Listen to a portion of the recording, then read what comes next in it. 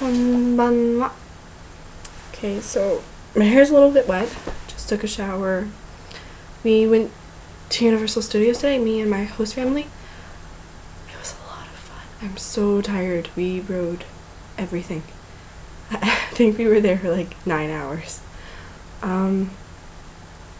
Maybe 10. But I'm wearing my school uniform now because I promised a picture in my last post and I don't really feel like trying to take a picture of myself or asking somebody else to. So I thought I'd just do a video.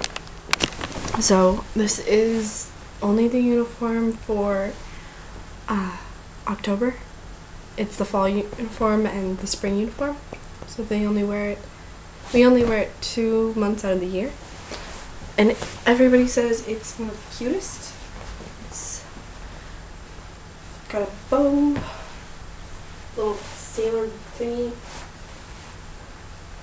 It's actually kind of hot. And the skirt is super long. Like, super long. A lot of girls will roll it up to here, but I don't feel like bothering. Not to mention it's kind of uncomfortable. But you also see some girls roll it up like really, really short. Just usually the public school girls, not private schools, because the reputable schools, if they see their students doing that outside of school, yeah, that's gotta hurt. What did I tell you? I'm gonna go change because I don't really feel like wearing this, and I'll be right back. Okay, I'm back and I'm wearing my new sweatshirt that I bought here. It's got a cat on it. It says meow meow in the wrong spelling. There's actually a lot of cat related clothing in Japan. There's cat shoes. There's cat shirts. There's hats with cat ears. There's just cat ears. There's cat pants. I bought a pair of stockings with cats on the back and tails going out of the way.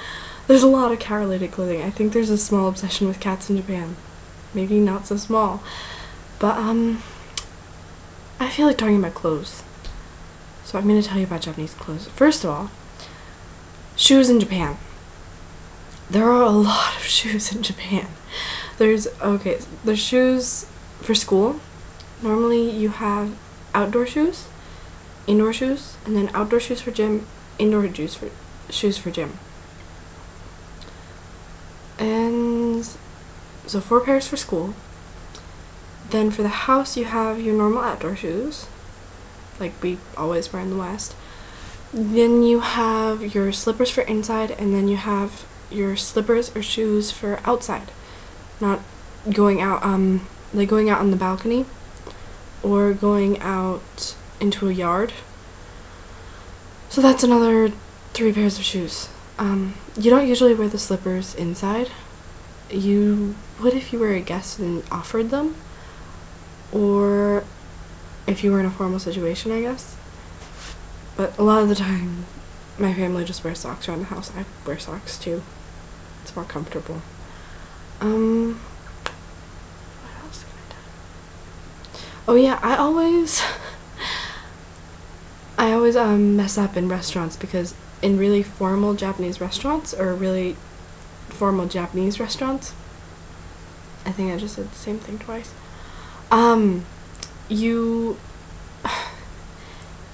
My brain is dying.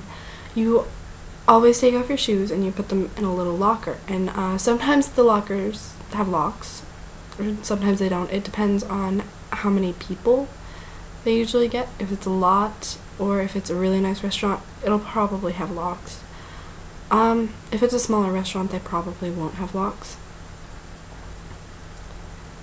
Oh yeah, and I recently went to a Japanese restaurant with my friend, a smaller one. I forgot to take off my shoes. I took one step and her face just so shocked. I guess it's like a foreigner's 101 mistake, but I made it. I make it a lot. after that, I took off my shoes. Later, I decided to go to the bathroom, and that means that you have to wear the slippers to go to the bathroom, because in traditional Japanese culture there was another pair of shoes just to go to the bathroom. I mean, in terms of sanitation, that kind of makes sense. But yeah, I tripped over them.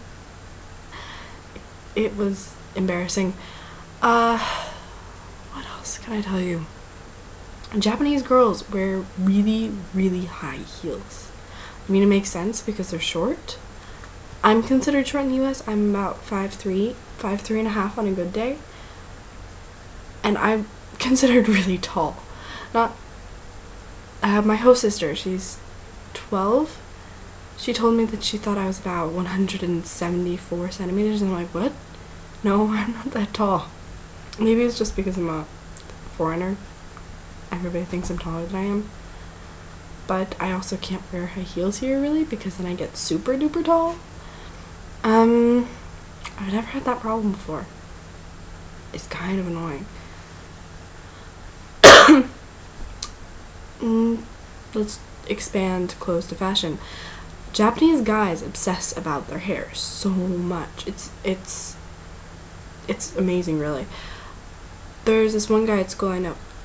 There's a style in Japan, this hairstyle, where you take every piece of hair and you separate it and you gel it a little bit. It takes hours, and he does it every time he goes out, outside of school. It's gotta be ridiculous. And you'll always see guys at the sink in the classroom. Yeah, there's a sink and a mirror in the classroom, like fussing and like checking their hair. They look like girls, honestly, the way they fuss over their hair. Sorry, I've got a cough. There's lots of bows. I actually bought this one in the US, but it's very Japanese style.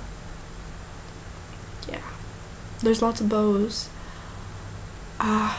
In case you don't know about kawaii, which means cute, it's like take a full-grown woman and try to make her look like a little girl. And there you have kawaii.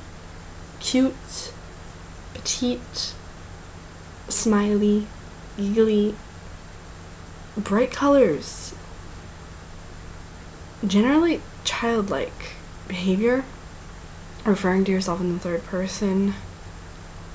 Yeah, that's stereotypical kawaii fashion.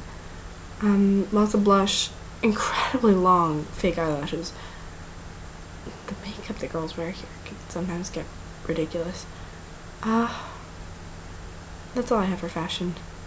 This video's too long.